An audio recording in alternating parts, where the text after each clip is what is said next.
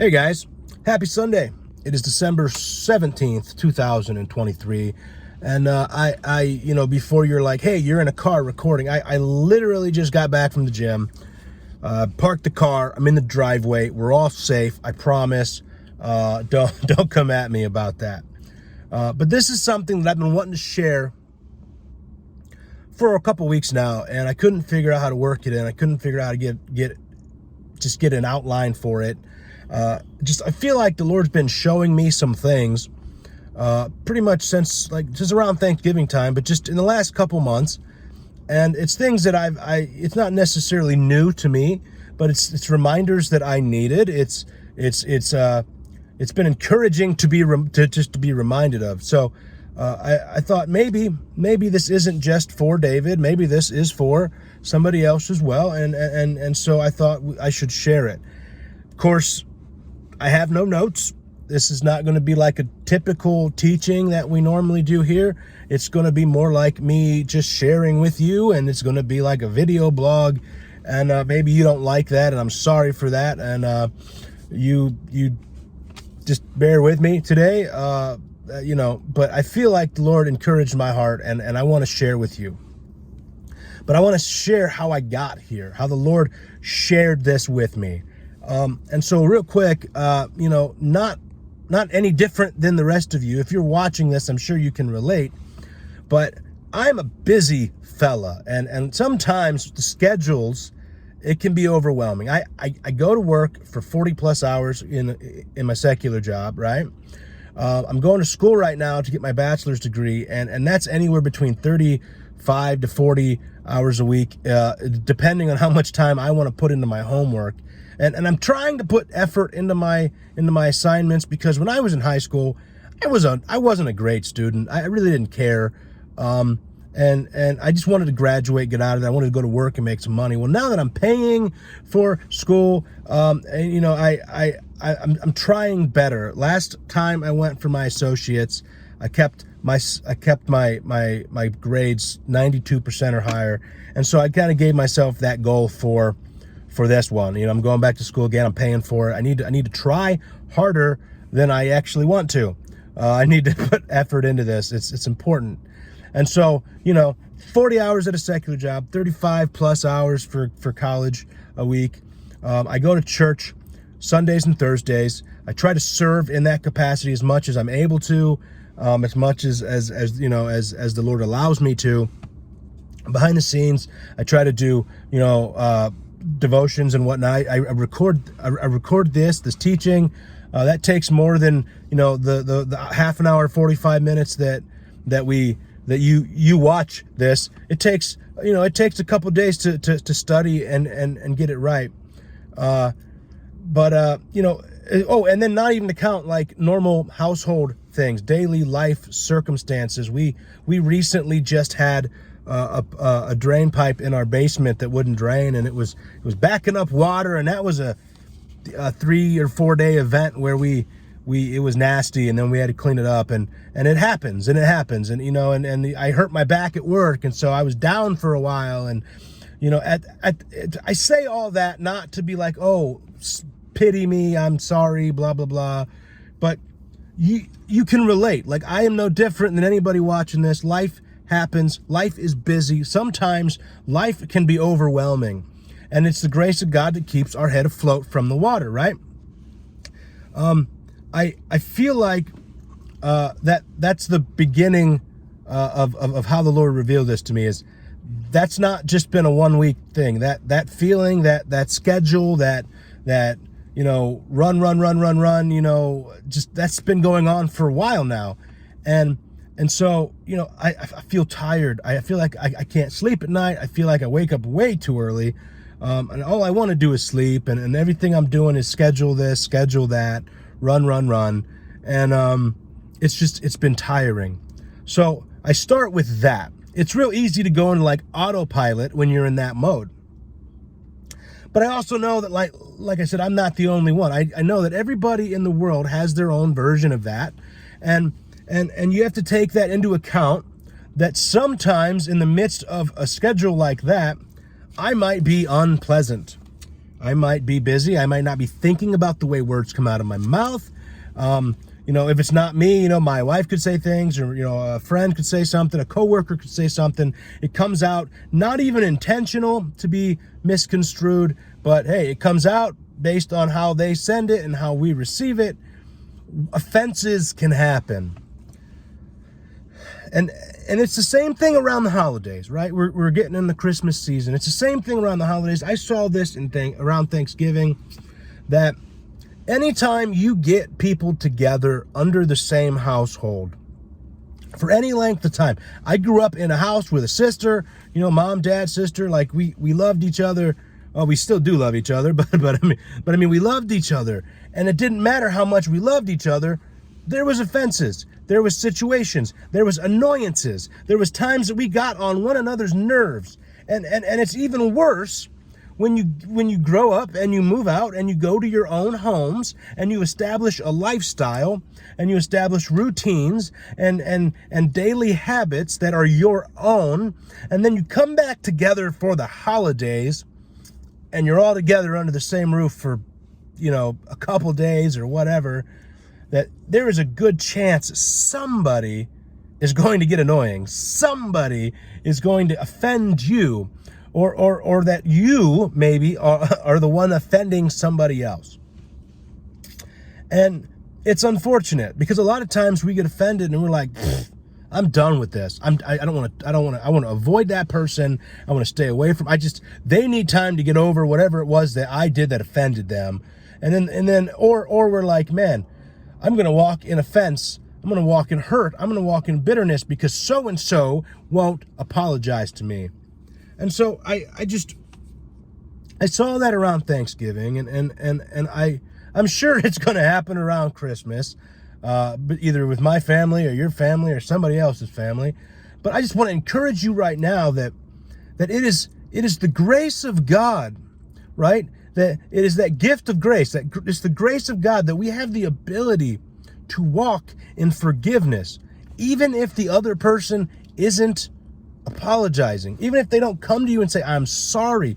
We have the ability, right? We have the opportunity because of the grace of God that is extended to us, that even when we are offended, even when we are not the one that's wrong, we can walk in his grace and we can walk in forgiveness, because if we don't, we're the ones that are bitter. That root of bitterness grows and it just takes a hold. We're the ones that are burdened by this hurt from our past. We're the ones that are slaves to this feeling about how so-and-so hurt me or so-and-so offended me or whatever. Even if they're not sorry, even if they don't say they're sorry, we have the ability to walk in forgiveness because of the grace of God.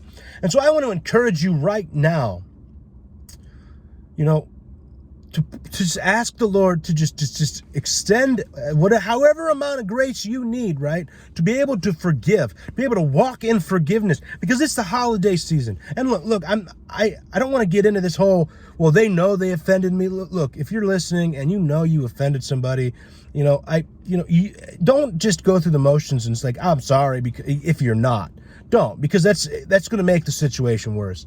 But this is the thing. If you know you hurt somebody's feelings, even if you didn't mean to, even if you didn't intend to, even if you thought you were doing well, right? Ask the Lord to just work in your heart, to reveal to you what you need to do to make that situation better. Because if you know you offended somebody, the Word of God tells us to make it right, to go to them and ask them for their forgiveness. So, but I also know that sometimes offenses happen, and it's not like you were malicious, and it's not like they're trying to be, bitter and offended forever. It just happens. Like I said, I grew up in a family with people. I grew up in, we had holidays where, Aunt so-and-so and Uncle what's his name, right? We were like, man, I don't want to sit next to that person because that person just gets on my nerve. Every time so-and-so starts talking, I tune out. I get annoyed. I'm done. Look, I'm not exempt. Like the real world, I get it. But if you are walking in offense, you need to ask for forgiveness for yourself, so that you can walk in the grace of God, so you're not walking in unforgiveness, shackled by this pain and this hurt and everything else. It doesn't matter if the person's sorry or not. You can still walk in forgiveness, whether or not they come to you and say they're sorry. You can release that to the Lord. And the next thing that, I feel like in the midst of all this, I'm not going to tell you details or names, but the Lord is working on me with my annoying family member.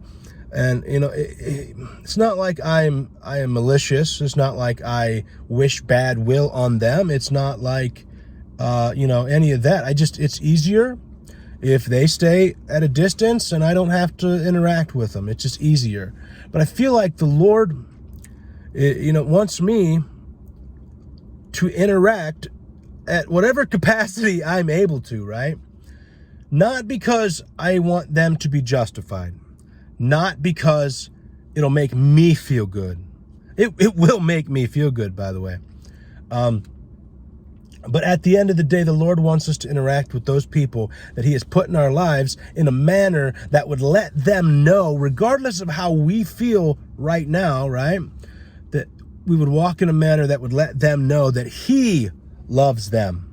And when we start looking for ways to do that, when we start figuring out how we can interact and react and think about loved ones in a manner that how can I show them and reveal to them that God the Father loves them, right? When we can start looking at it from that viewpoint, He'll do a work in you. He'll do a work in me. He'll do a work in the whole situation and circumstances, even if that person is still annoying. Even if that person is not sorry for what they said or did or whatever to you.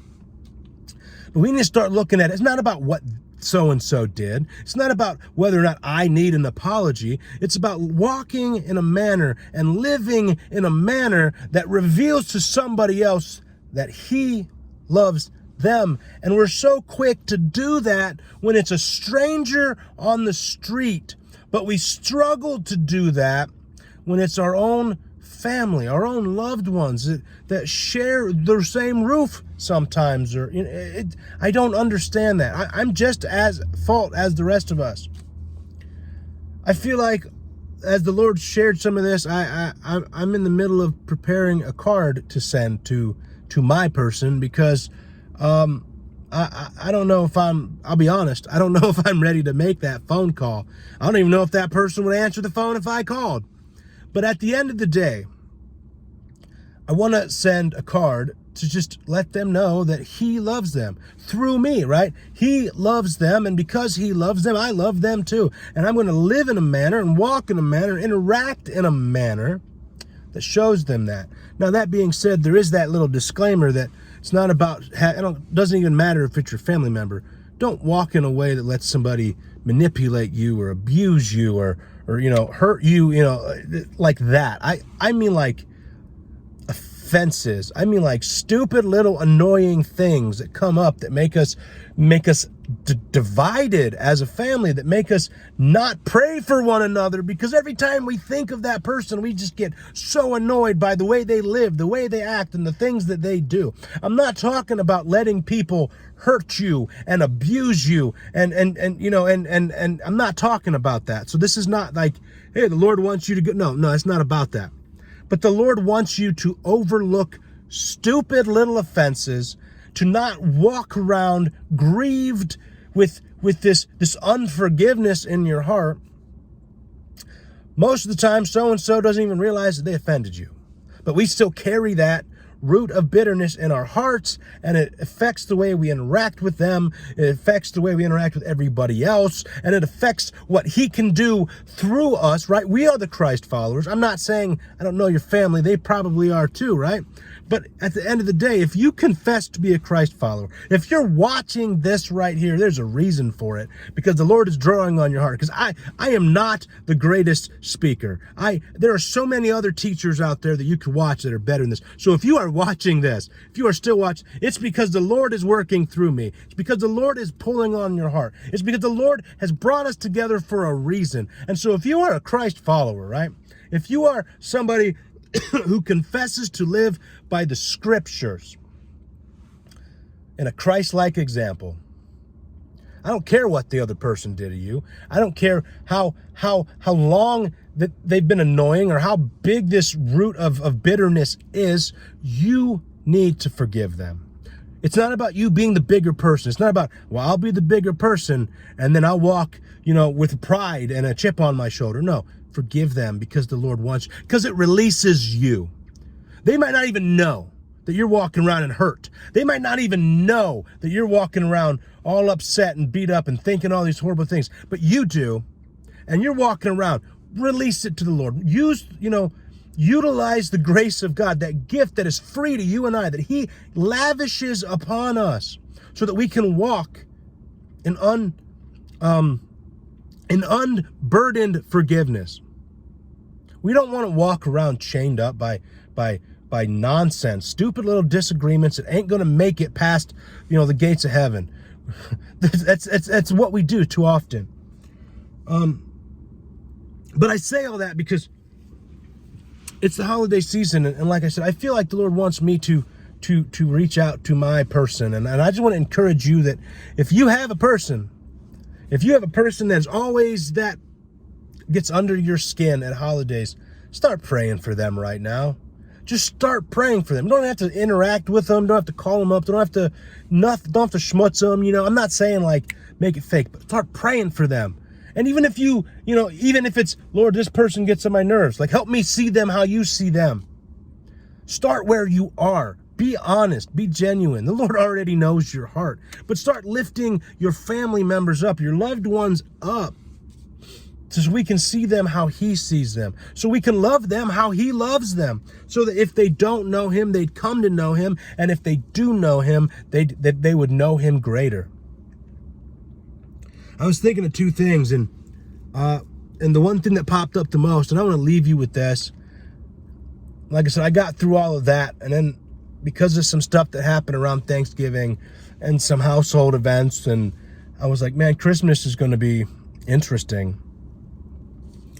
Life's not slowing down, and offenses are made, and, loved ones. And I've been saying this for two years now with my wife, but, the holidays are a joyous, happy season for a lot of people, but a lot of people it's not.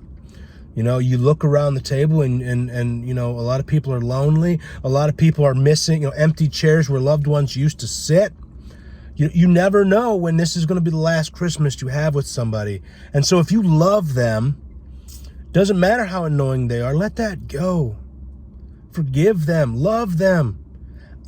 I don't want to find out that this is the last opportunity that I have to love them like Jesus. I'm not saying to run at them and let them, let the Lord guide you in how you interact, and let the Lord guide you, in what you say and do. Make sure what you say and do honors Him, but you don't want to walk away from this holiday season, or any season matter, but we all come together at the holidays. You don't want to walk away from this realizing you missed an opportunity and it's the last one you have. I was thinking of Jeremiah 29:11, and of course I don't have notes. I don't have my Bible right in front of me, so I'm going to try to paraphrase this a little bit. But Jeremiah 29:11 says, "For I know the plans I have for you, plans to prosper you and not to harm you." And a lot of people, they hold on to that verse. A lot of people, they're like, man, that's a great verse. The Lord's got a plan for me. Prosper, not harm. And we like to hold on to that for hope. A lot of people, again, that has nothing to do with monetary value. Prosper, that could mean a life where you're not shackled and burdened by bitterness. That could be a life that has the peace of God transcending through your relationships. That could be prosperous because you have a relationship with the Lord that is healthy, and that He is leading you and guiding you through the power of the Holy Spirit to do, what He's called you to do. This isn't about money and monetary things. But we like that verse because we like to know, as crazy and chaotic as life gets sometimes, as busy as schedules get, that doesn't matter how overwhelmed I feel or how overwhelmed we feel, that the Lord has a plan for us. And at the end of all this craziness, at the end of all this offenses, at the end of all this overwhelmingness, it is a plan not to harm me, but it's a plan to prosper me, right? But if we move on to Jeremiah 29, verse 12, it says, you will call on me and hear me, or you will call on me and I will hear you. That's what it says.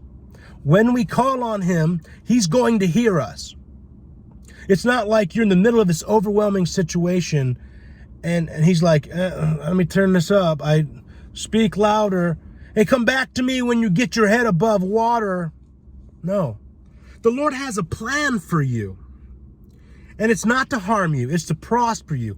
And when you call on him, on his name, when you call out to him, he's going to hear you. That's part of the plan.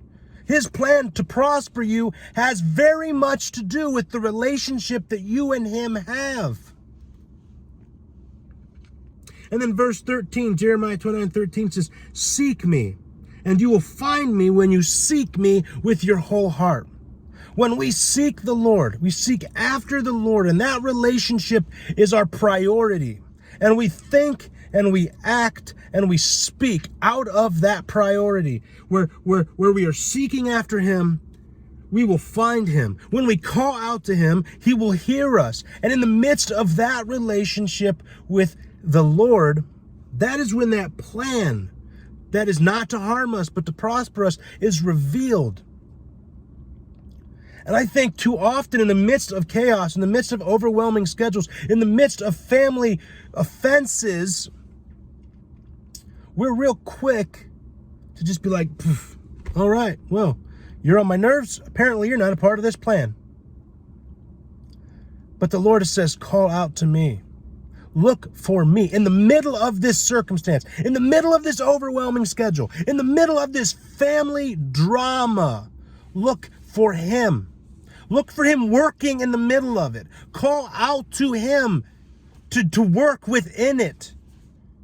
Because you will find him if you look for him, and he will hear you if you call out to him. And as that all happens through your relationship with him, as you relate to other people, the plan will be revealed.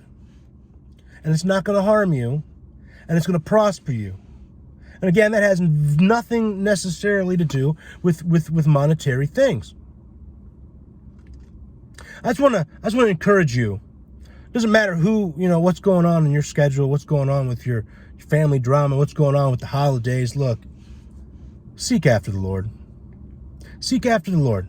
If you have a family member, I feel like I rabbit trailed quite a bit, but if you have a family member that is on your heart, or one that just gets on your nerves, ask the Lord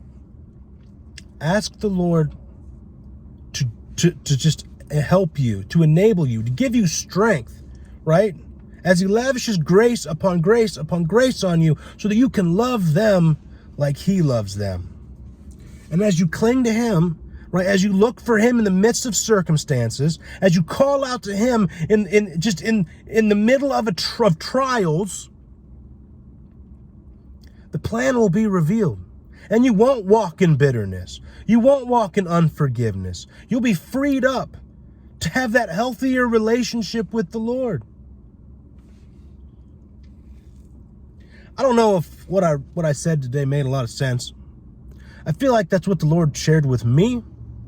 And I wanted to share that with you. I hope it did. You guys pray for your loved ones this holiday. And not just, it's not about presents. It's not about it is about spending time together, but it's not about, hanging out in the same room for hours and hours and hours and hours.